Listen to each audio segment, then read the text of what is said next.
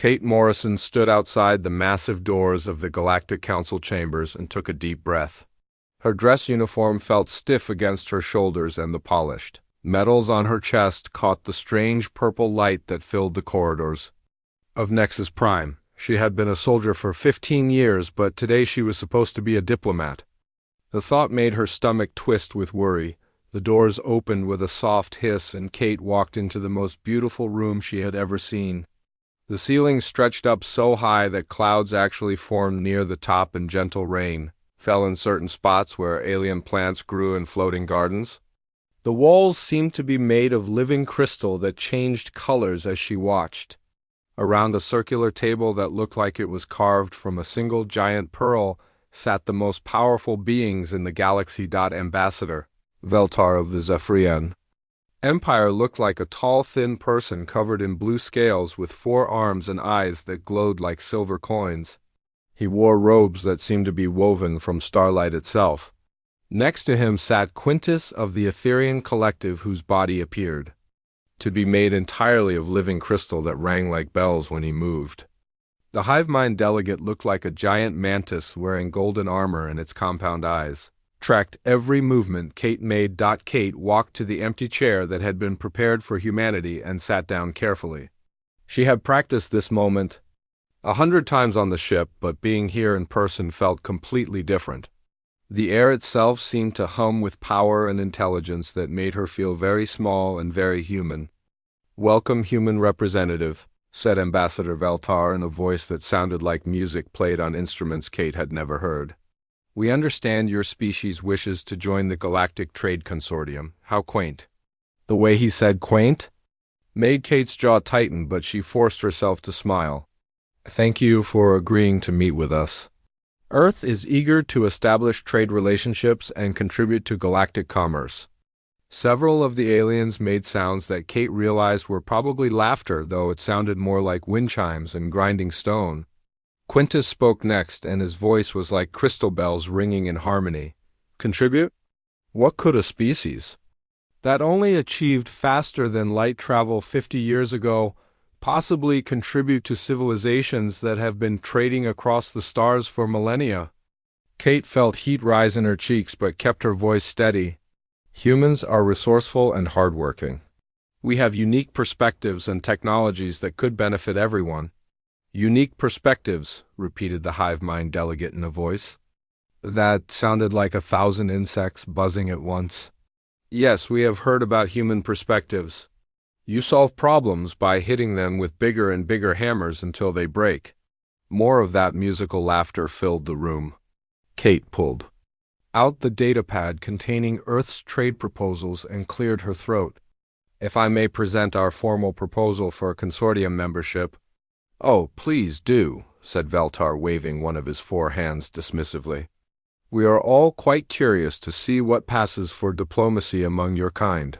Kate began to read from her prepared statement about Earth's industrial capacity and resource availability, but she could see that none of the aliens were really listening.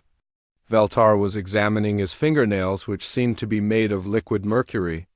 Quintus was humming a tune that made the air around him sparkle with tiny lights. The hive mind delegate had actually turned its chair away from her and was looking out one of the massive windows at the ships docked around Nexus Prime. "Our manufacturing capabilities include advanced metallurgy and precision engineering," Kate continued, but her voice was starting to sound hollow even to herself. "Earth can offer rare elements and biological compounds that—" "Biological compounds," interrupted Quintus with what sounded like a snort of derision. "You mean the primitive chemistry that results from your planet's unguided evolution? How fascinating." Kate tried a different approach. "Humans are also experienced in conflict resolution and security operations. We could provide valuable services in those areas." This time the laughter was louder and lasted longer. Veltar actually wiped tears from his glowing eyes. "Conflict resolution? You mean warfare? Oh, my dear primitive creature, how absolutely precious. The galaxy has been at peace for over 3,000 years. We resolved our conflicts through elevated discourse and philosophical advancement long before your ancestors learned to make fire. Perhaps, said the hive mind delegate without turning. Around, Earth should send a more culturally refined representative next time. Someone who understands that civilization means moving beyond the barbaric need to solve problems through violence. Kate felt something cold settle in her stomach. These beings saw her and all of humanity as nothing more than violent children playing with toys they did not understand.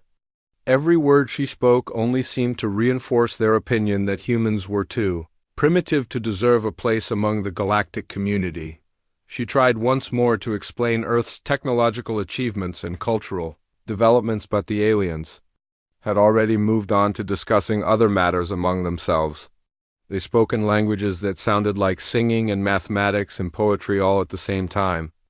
Kate sat in her chair feeling smaller and more invisible with each passing minute. Finally, Veltar turned back to her with an expression that might have been pity on his scaled face. Thank you for this presentation. We will certainly give Earth's application all the consideration it deserves. Perhaps in a few hundred years, when your species has matured somewhat, we can revisit this discussion. The meeting was over. Kate gathered her datapad and stood up on legs that felt unsteady. She walked back through those massive doors and down the crystal corridors toward the docking bay, where the human embassy ship waited.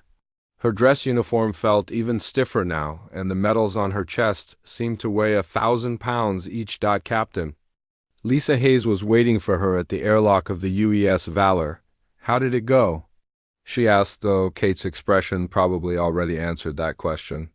They think we're barbarians, Kate said quietly as they walked toward her quarters. Violent. Children who solve problems by hitting them with hammers. Lisa nodded slowly. Maybe they're not entirely wrong about the hammer part, but that doesn't make us barbarians. Kate stopped walking and looked at her friend and commanding officer. What do you mean? I mean, Lisa said with a smile that did not reach her eyes. Sometimes you need someone who knows how to use a hammer. These aliens have been playing civilization for so long they might have forgotten why hammers were invented in the first place. Kate did not understand what Lisa meant, but she would remember those words very soon. 3 days passed slowly on Nexus Prime, and Kate spent most of them in her quarters reviewing trade documents and trying to figure out how to make the aliens take humanity seriously. She had sent several requests for follow-up meetings but received only polite responses saying the council was very busy with important matters. Captain Lisa Hayes tried to cheer her up by pointing out that at least they had not been kicked out of the system entirely, but Kate knew that was not much of a victory. On the fourth morning, Kate was eating breakfast in the Valor's mess hall when every screen on the ship suddenly flashed red. The emergency klaxon began blaring and Lisa's voice came over the intercom system. All hands to battle stations. Unknown fleet detected at system perimeter. This is not a drill. Kate ran to the bridge where she found Lisa and the senior officers staring at the main display screen. What they saw made Kate's blood turn cold. Dozens of warships had appeared at the edge of the Nexus system, and they were not like anything in the Galactic Defense Fleet. These ships look like they were built for one purpose only, and that purpose was killing. Who are they? Kate asked, as she took her position at the tactical station. We don't know yet, Lisa replied. But they're big and they're moving this way fast. Nexus Control is trying to establish communication. The answer came a few minutes later in the form of a transmission that reached every ship and station in the system. The voice that spoke was harsh and mechanical like grinding metal. This is Fleet Commander Thane of the Dominion 4th Conquest. Fleet. All vessels in the Nexus system will surrender immediately or be destroyed. You have 1 standard hour to comply. Kate felt her stomach drop. She had read intelligence reports about the Dominion during her military career. They were an empire from the far rim of the galaxy that had been conquering system after system for the past decade. Their technology was not as advanced as the core worlds, but they knew how to fight, and they were very good at it. Emergency session of the Galactic Council has been called, announced the communications officer. All diplomatic representatives are requested to attend immediately. Kate changed into her dress uniform again and made her way to the council chambers. This time the beautiful room felt different. The floating gardens seemed wilted in the crystal. Walls had turned darker colors. The alien dignitaries were no longer sitting calmly around the pearl table. Instead, they were standing in groups talking rapidly in their musical languages. Ambassador. Veltar saw Kate enter and approached her with what looked like panic in his silver eyes. Human representative perhaps your species has experience with.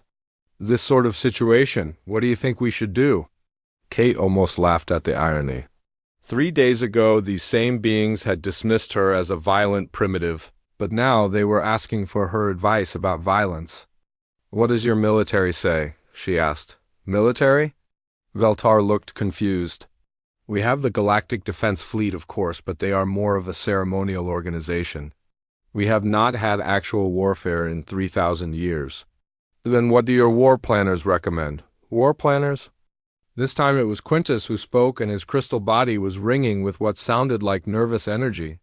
We do not have war planners. We have philosophers and negotiators and cultural exchange specialists. Kate stared at them in disbelief. You have no military leadership, no strategic planning, no combat doctrine? The hive mind delegate buzzed anxiously. Such things are relics of a more primitive age. Civilized beings resolve conflicts through discourse and mutual understanding. The Dominion doesn't want discourse, Kate said, trying to keep her voice calm. They want conquest. Their entire society is built around warfare and expansion. You can't negotiate with them the same way you negotiate trade agreements. Admiral Kex of the Zephyrian Navy stepped forward. He was wearing a uniform that looked more like a work of art than military gear, and his medals were made from precious gems. Perhaps a strategic withdrawal would be appropriate. We could evacuate the non-essential personnel and establish a defensive perimeter around the core worlds. Kate shook her head. If you run now, they will just follow you. The Dominion doesn't stop conquering until someone makes them stop. Then what do you suggest? Ask QU. Kate pulled up the tactical display and studied the enemy fleet formation. First, we need to know exactly what we're facing. Ship classes, weapons capabilities, fleet organization. Then we need to coordinate our defensive assets and establish clear command structure. The aliens looked at her with expressions she could not read. Finally, Veltar spoke. Command structure, we operate by consensus and committee. All major decisions are made through democratic discussion. That will get everyone killed, Kate said flatly. In combat, you need someone who can make fast decisions, and everyone else needs to follow those decisions immediately. There's no time for committees when people are shooting at you. More anxious buzzing and ringing filled the chamber. The aliens began talking among themselves in their complex languages. Kate caught enough words to understand that they were debating whether humans really understood the situation, or if she was just reverting to her species' primitive instincts. Perhaps, said Admiral Keck slowly, the human representative could serve in an advisory capacity while we determine the best philosophical approach to this crisis. Kate wanted to scream. Ships full of killers were heading straight toward them, and these people were still talking about philosophical approaches. She tried again to explain basic military concepts, like reconnaissance and tactical positioning, but every suggestion was met with polite skepticism or outright dismissal. Human military thinking is naturally limited by your species' violent nature. Quintus explained in a tone that sounded like he was teaching a child. Surely there must be a more civilized solution than simply fighting. The debate continued for another hour while the Dominion fleet drew steadily closer. The aliens proposed sending negotiators to establish dialogue. They discussed the possibility of offering tribute or economic incentives. One delegate suggested that perhaps the Dominion could be convinced to accept a portion of the system rather than demanding complete surrender. Kate listened to all of this with growing horror. These beings had become so removed from the reality of violence that they could not understand what they were facing. The Dominion was not interested in sharing or negotiating or finding mutually beneficial solutions. They were predators, and everyone in the Nexus system was prey. Finally, the hive mind delegate announced that long-range sensors had detected the Dominion fleet changing course directly toward Nexus Prime. They would arrive in less than 6 hours? The chamber fell silent as this news sank in. We could try to contact their fleet commander, suggested Admiral Kex. Surely even these Dominion people must be reasonable beings who can be persuaded to see the benefits of peaceful coexistence. Kate closed her eyes and took a deep breath. When she opened them again, she looked around the room at all these advanced civilizations with their beautiful technology and sophisticated culture. They were about to be slaughtered by an enemy they could not even comprehend because they had forgotten the most basic truth of existence. Sometimes being civilized meant being ready to fight for civilization. You don't understand, she said quietly. The Dominion isn't coming here to talk. The Dominion fleet arrived exactly on schedule, like a dark storm rolling across the stars. Kate watched from the Valor's bridge as 37 warships took positions around Nexus Prime in a perfect attack formation that spoke of years of practice and countless victories. These were not the elegant curved vessels of the Galactic Defense Fleet with their artistic designs and ceremonial weapons. The Dominion ships looked like flying fortresses built from black metal and bad intentions. They're not even trying to hide what they are, Captain Lisa Hayes said as she studied the tactical display. Look at those weapon arrays. Those ships were designed by people who understand that war is about killing the other guy before he kills you. Kate nodded and felt a cold respect for their enemy. The Dominion might be brutal conquerors, but they were also professionals. Their fleet moved with the kind of precision that only came from commanders who had done this many times before. She could see murder in every line of their formation. The Galactic Defense Fleet tried to respond, but it was like watching children play soldier. Their ships were beautiful and their crews were probably very intelligent, but none of that mattered. Now, Admiral Kex tried to establish what he called a defensive perimeter, but his captains had never fought a real battle. They positioned their vessels according to theoretical formations they had learned in academies rather than practical experience earned in blood. The first exchange of fire lasted exactly 4 minutes. Kate watched in horrified fascination as Dominion plasma cannons tore through shields that had been designed more for show than protection. The alien crews operated their weapons with the careful precision of people performing a complex dance, rather than the desperate efficiency of soldiers fighting for their lives. It was not enough. 3 Zephyrian cruisers died in the opening moments when they tried to execute what Admiral Kex called a classical pincer movement. The Dominion ships simply concentrated their fire and punched through the alien formation like a fist through paper. The beautiful vessels came apart in showers of crystal and starlight, while their crews broadcast surrender signals that no one was listening to. "This is a massacre," Lisa said quietly, and Kate could hear the anger in her voice. "They don't know how to fight." The Etherian ships lasted a little longer because their crystal hulls were naturally stronger, but even they could not stand up to focused bombardment from weapons designed for war rather than ceremony. Quintus's flagship tried to ram one of the Dominion vessels in what Kate supposed was meant to be a heroic gesture, but the enemy simply moved aside and destroyed the crystal ship with a single devastating barrage. Within an hour, the entire Galactic Defense Fleet was either destroyed or fleeing toward the outer system.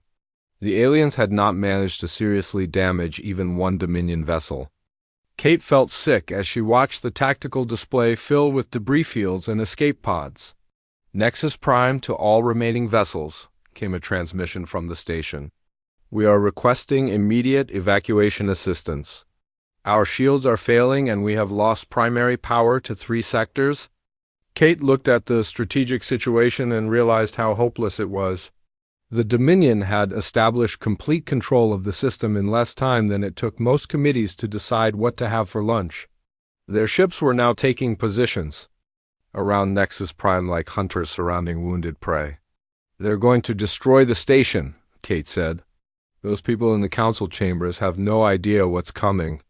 Lisa nodded grimly. "The question is, what do we do about it? The Valor is just one ship, and we're not exactly a match for 37 Dominion warships." Kate stared at the tactical display and tried to think. She had studied military history all her life, and she knew that sometimes small forces could achieve things that large armies could not. It was not about size or firepower. It was about understanding what your enemy wanted and finding a way to deny them that thing. "What do they want?" she asked out loud. "To conquer the system, obviously." "No," Kate said slowly as an idea began to form. "They want to conquer Nexus Prime. The station is the prize. Everything else is just in the way." She pulled up detailed scans of the Dominion fleet and began studying their formation. These were professional soldiers, which meant they followed doctrine and protocol. Their attack pattern was designed to minimize their losses while maximizing damage to the enemy. It was efficient and ruthless and completely predictable once you understood the logic behind it. "Lisa, look at this," Kate said, pointing to the display. "They're positioning their command ship here behind the main assault force.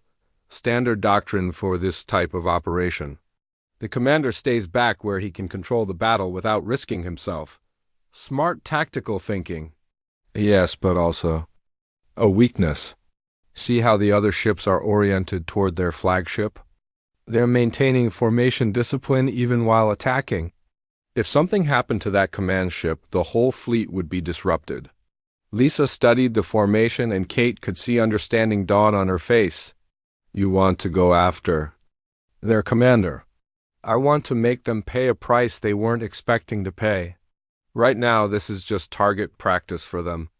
They're shooting at people who can't shoot back effectively. But if we can hurt them, if we can make them bleed, maybe we can change their calculations." The Valor was not a warship in the same sense as the Dominion vessels. She was an embassy ship designed for diplomatic missions and long-range exploration.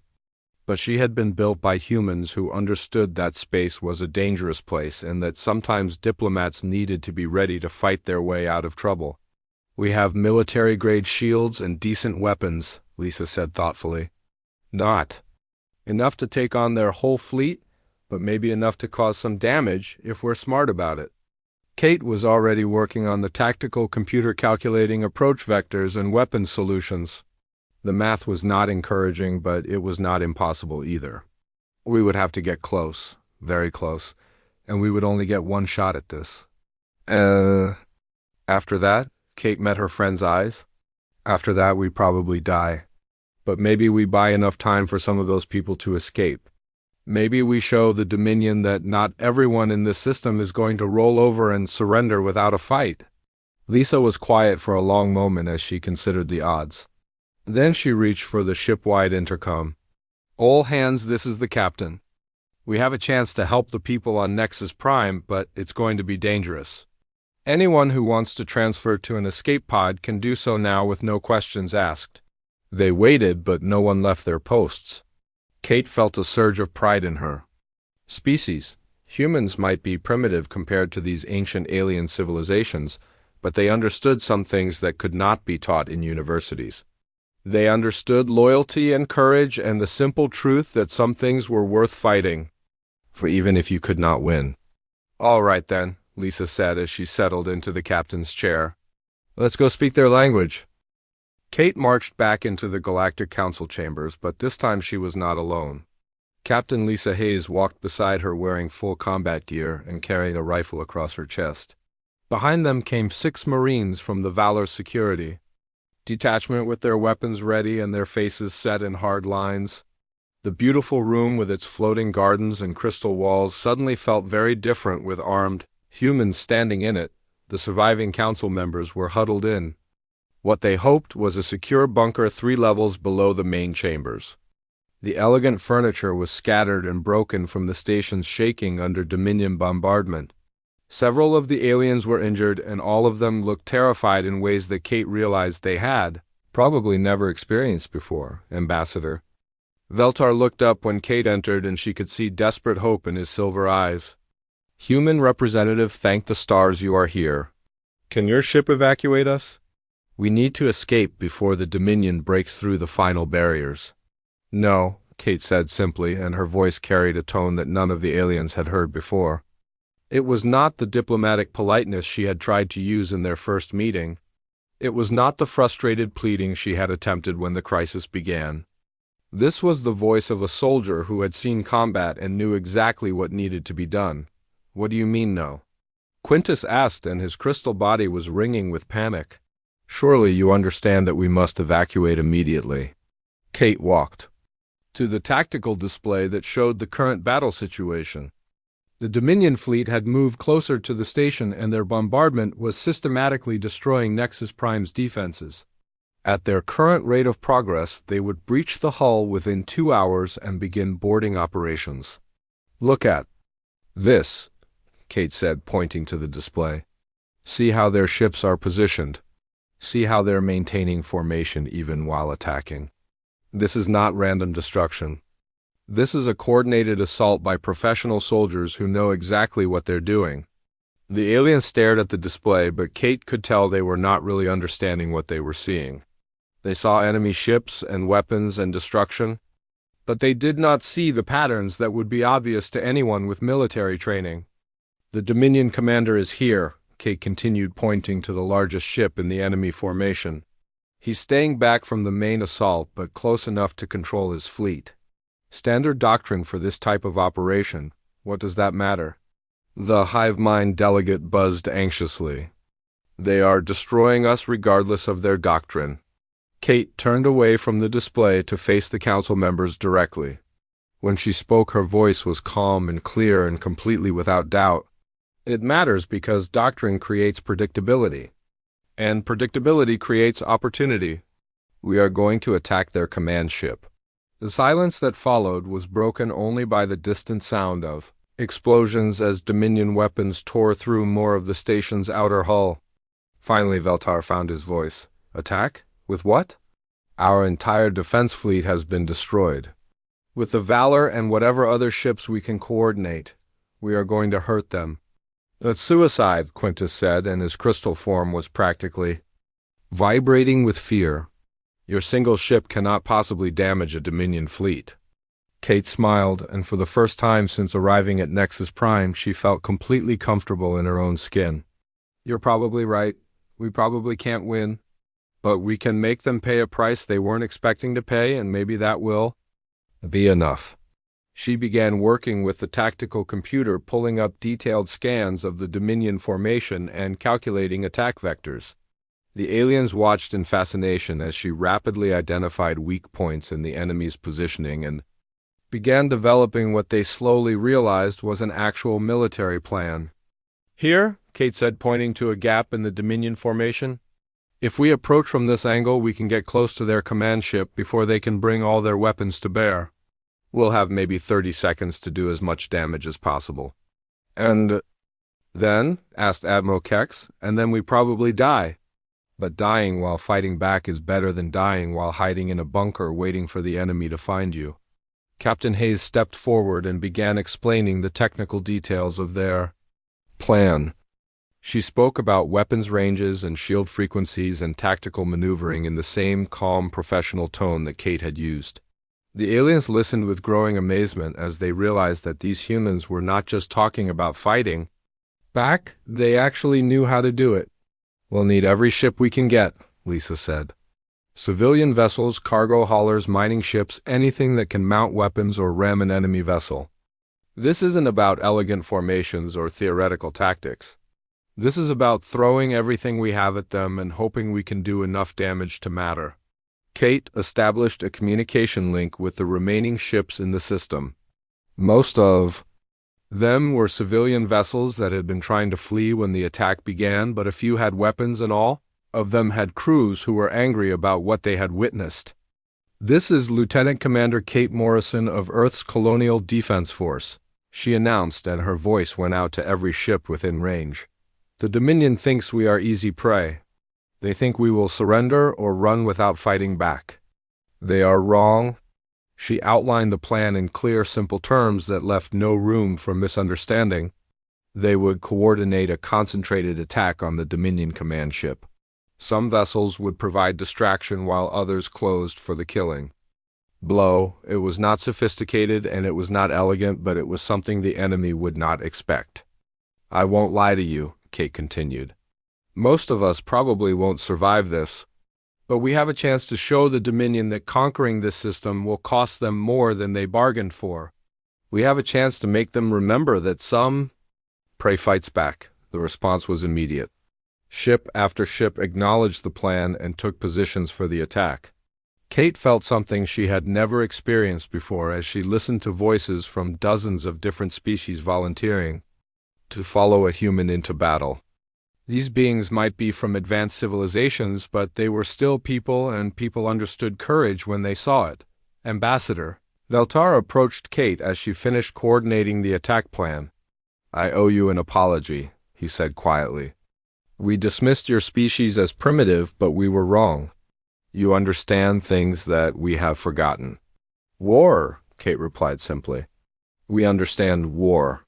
You've been at peace so long you forgot that sometimes peace has to be defended with violence." The final preparations took less than an hour. The Valor led a small fleet of volunteers toward the Dominion formation while Kate coordinated the attack. From the tactical station, she could see the enemy ships growing larger on the display, and she knew that in a few minutes everything would change. "All ships, this is Kate Morrison," she said into the communications system. "Today we teach the Dominion what happens when they pick a fight with people who know how to fight back." The battle began with the Valor firing the first shot. The attack that Kate coordinated was not beautiful or elegant, like the flowing formations favored by the Galactic Defense Fleet. It was brutal and practical and devastatingly effective. The Valor led the charge with her military-grade weapons, blazing while civilian ships followed behind using whatever they could find to hurt the enemy. A Zephyrian cargo hauler filled with industrial mining charges rammed a Dominion destroyer, and both ships vanished in a ball of fire that lit up half the system. An Ethereum passenger liner used her powerful communication arrays to jam enemy targeting systems while smaller vessels darted between the larger ships like angry insects stinging everything they could reach. Kate's voice cut through the chaos of battle as she coordinated the assault with calm precision. "Mining ship Beta 7, target the engines on that cruiser." Passenger liner Divine Wind moved to cover the cargo haulers. All vessels maintain formation and concentrate fire on the command ship. The Dominion fleet tried to respond, but they had been caught completely off guard. Their formation was designed to destroy helpless targets, not defend against a coordinated attack by people who actually understood combat. Ships that had been positioned to bombard the station found themselves under attack from multiple directions by enemies they had not expected to fight back. Kate watched the tactical display with the focused attention of a chess master seeing 3 moves ahead. When a group of Dominion fighters moved to intercept the civilian ship, she was ready with a counter. "Captain Hayes, take us through grid 7-4. All civilian vessels break formation and scatter. Make them chase you while we hit their command ship."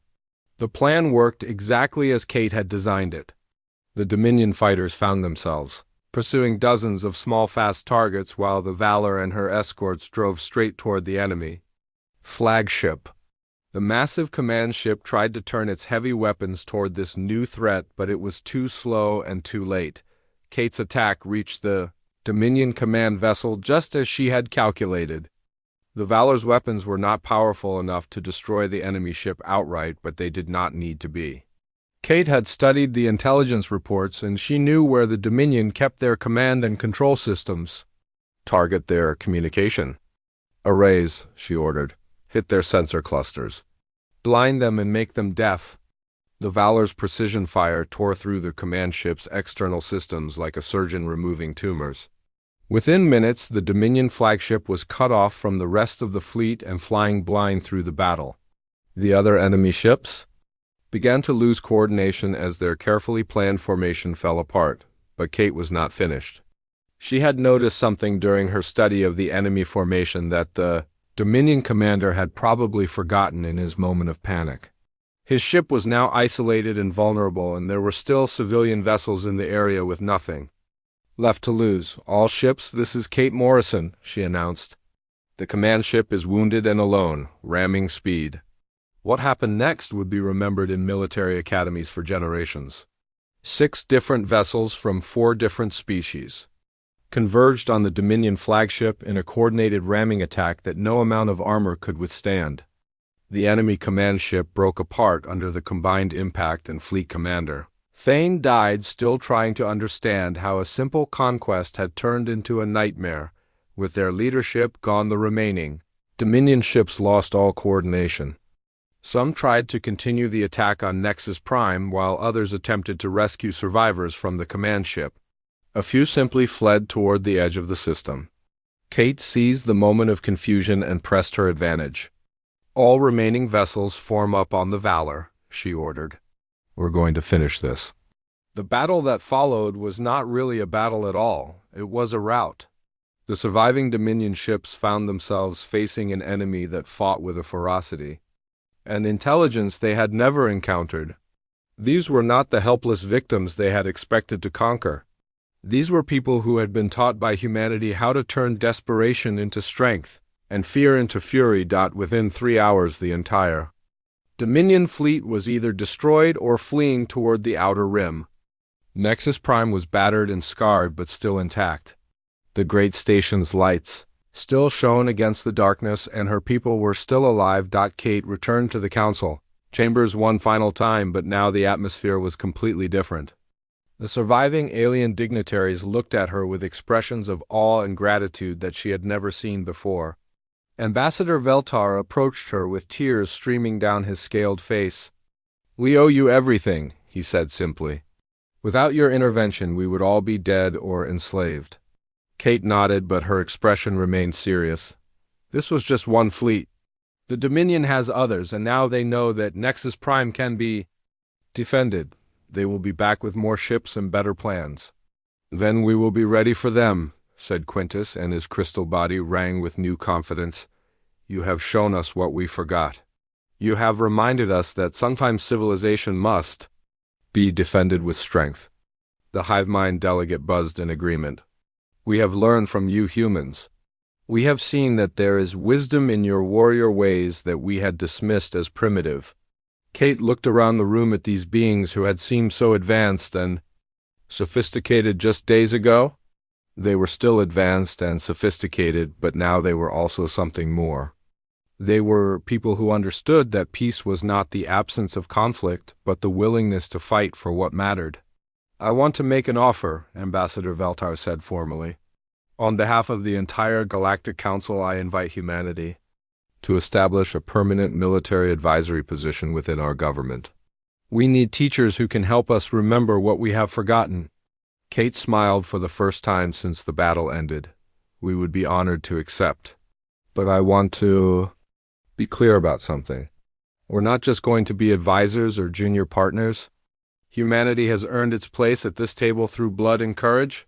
We will be treated as equals." "Of course," Veltar replied immediately. "We understand now that advancement is not just about technology or culture. It is also about the wisdom that comes from facing hardship and surviving it." Kate looked out through the crystal walls at the stars beyond. Somewhere out there, the Dominion was licking its wounds and planning its next move. There would be other battles and other enemies. Who thought that civilization meant weakness? But now the galaxy had something it had not possessed for 3,000 years. It had people who remembered that sometimes the most important language was not the most sophisticated one, but the one that could save lives when everything else failed. Captain Lisa Hayes joined Kate at the observation window as the cleanup operations continued around Nexus Prime. "So what happens now?" she asked. Kate watched the rescue ships moving among the debris fields searching for survivors. Human vessels worked alongside alien craft in a coordination that would have been impossible just days before. The battle had changed more than just the tactical situation. It had changed how everyone saw each other. "Now we teach them," Kate said quietly. "We teach them that being civilized doesn't mean being helpless. We teach them that peace is something worth fighting for, and that sometimes you have to speak the language of war to preserve the language of diplomacy." Admiral Kex approached them wearing a new uniform that looked more practical than his previous ceremonial outfit. "Lieutenant Commander Morrison, I wanted to thank you personally.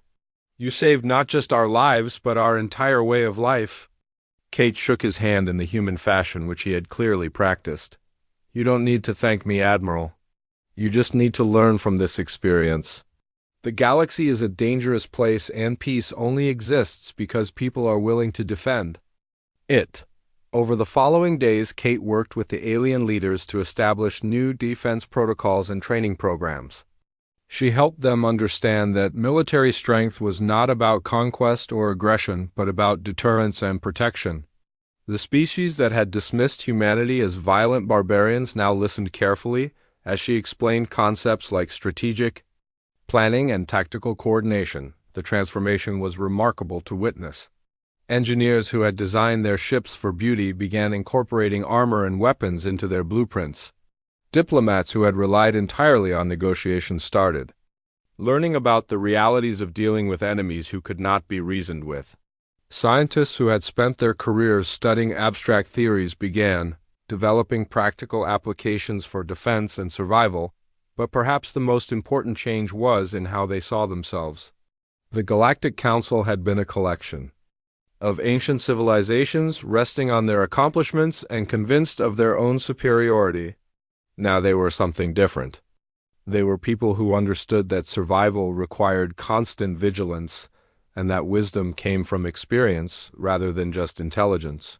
Kate established humanity's new embassy on Nexus Prime in a section of the station that had been damaged during the battle. She insisted that the repairs maintain some of the scars as a reminder of what they had all learned. The beautiful crystal walls now bore marks from Dominion weapons, and the flowing gardens had been replanted with species that could survive in harsh conditions. When the first human military advisors arrived from Earth, they found a galaxy that was eager